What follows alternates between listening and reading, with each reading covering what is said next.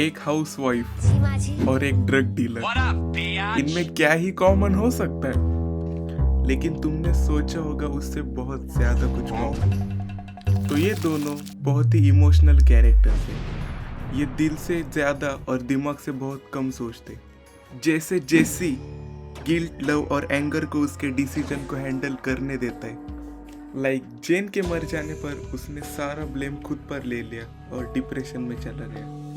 And on the other hand Gopi अपने डर और ईमानदारी को उसके डिसीजन को हैंडल करने देती। ये एपिसोड में उसके पास काम होते हुए भी वो कोकिला को ना नहीं बोल पाती।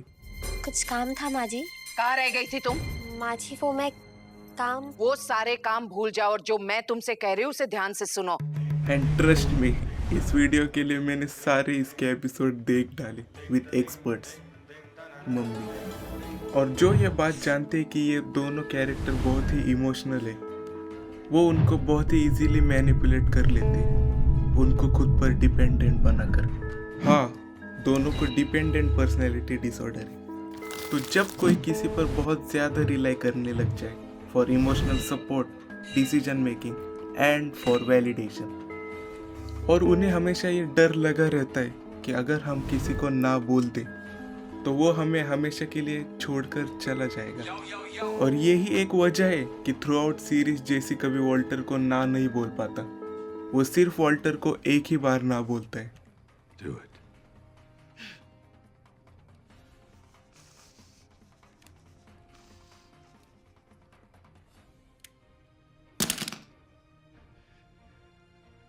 Then do it yourself. लेकिन आयरोनिकली वॉल्टर ही है जिसने जेसी को इंडिपेंडेंट बनाया, जो वो खुद से चाहता भी नहीं था।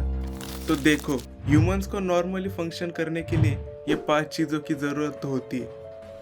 अगर ये 5 नहीं तो एटलीस्ट ये 4 की तो होती है। और जब जेसी वॉल्टर के साथ मिलकर मैथ बनाने लगता है तो उसकी ये 4 नीड्स तो कंप्लीट हो जाती है। और थ्रू आउट द सीरीज उसकी ये 5th नीड भी कंप्लीट हो जाती है।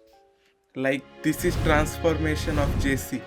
लेकिन ऐसा क्या है जो इन दोनों कैरेक्टर को डिपेंडेंट बनाता है? तो देखो, जब गोपी छोटी थी तभी उसके माता पिता की डेथ हो गई और वो मजबूरन मामा मामी के साथ रहने लगी। और उसके मामी ने उसे एक बोझ की तरह देखा, सो उसे उसके मामी ने स्लेव की तरह ट्रीट किया। और वो जब भी खुद से कुछ नया करने की कोशिश करती थी तो उसे हमेशा डांट दिया जाता था। तो उसे कंडीशन ही ऐसा किया गया था कि सिर्फ कहा गया वैसे ही करो। अगर तुम खुद से कुछ करोगे तो वो एक गलत बात है। तो उसकी सेल्फ वर्थ हमेशा एक 3rd पर्सन पर्सपेक्टिव से ही थी। जैसे उन्होंने बताया मुझे वैसे ही करना है, और वैसे भी अगर मैं कुछ खुद से करूँगी तो वो तो गलत ही होना है। मेरे डिसीजन तो हमेशा गलत ही होते हैं। और उसकी शादी के बाद भी थिंग्स एज सच कुछ चेंज नहीं होती, सिर्फ उसकी डिपेंडेंसी मामी से अहम और कोकिला पर शिफ्ट हो जाती। बट अनलाइक जेसी, वो कभी इंडिपेंडेंट बनती ही नहीं है, क्योंकि उसे हमेशा ये लगता था कि उसके कान्हा जी सिर्फ उसकी परीक्षा ले रहे। How sad and depressing it is कि उसके इमोशनल एंकर भी एक भगवान थे जो उससे बात भी नहीं कर सकते थे। कान्हा जी मेरा साथ देना।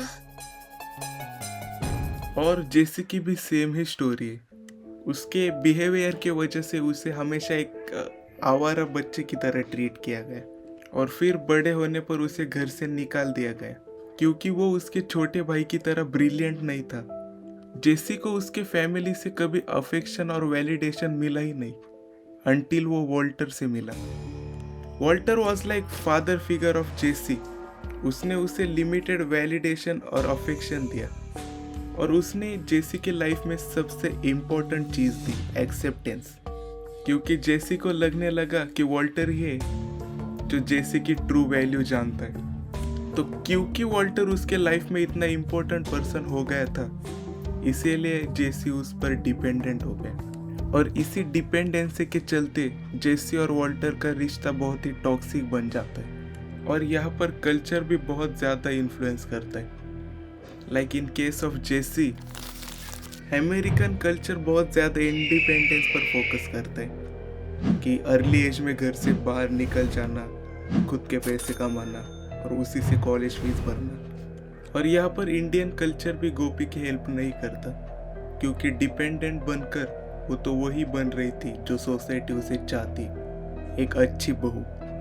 आखिर में चॉइस सिंपल है लेकिन आसान नहीं। दर्द सहकर आज़ादी चुनो या फिर कंफर्ट जोन में रहकर खुद की ही बनाई जेल में फंसे रहो। जेसी ने शायद जितनी भी मैनिपुलेशन सही, लेकिन उसने खुद के लिए आज़ादी का हार्ड रास्ता चुना। लेकिन गोपी, उसे तो ये चॉइस कभी मिली ही नहीं, वो फंसी रह गई परंपराओं की जेल में।